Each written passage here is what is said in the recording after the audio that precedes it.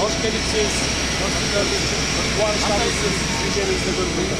Sizi bizim ülkemizde gördüğümüz için çok sevindik.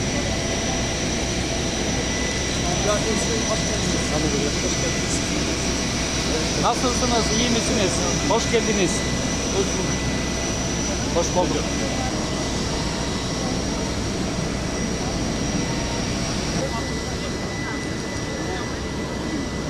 Böyle gelin arkadaşlar.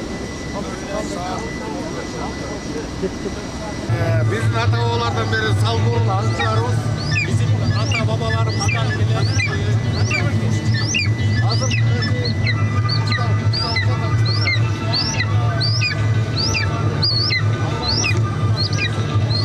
bunday olganda tayganlardı karmaşat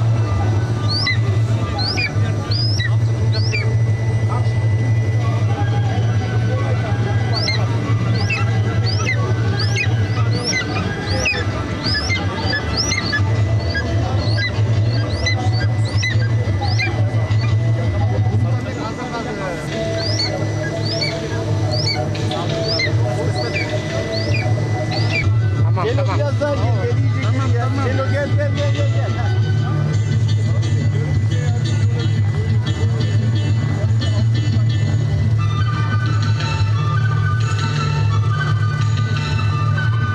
Güzel.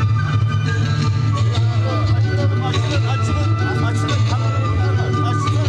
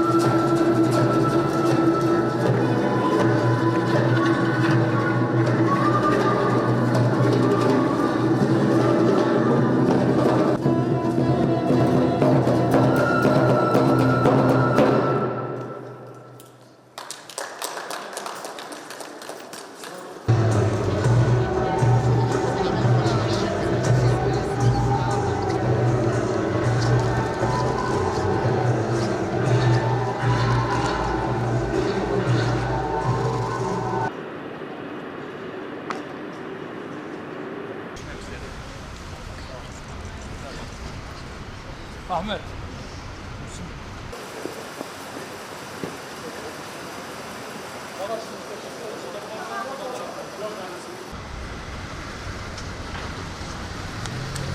Sonra gel.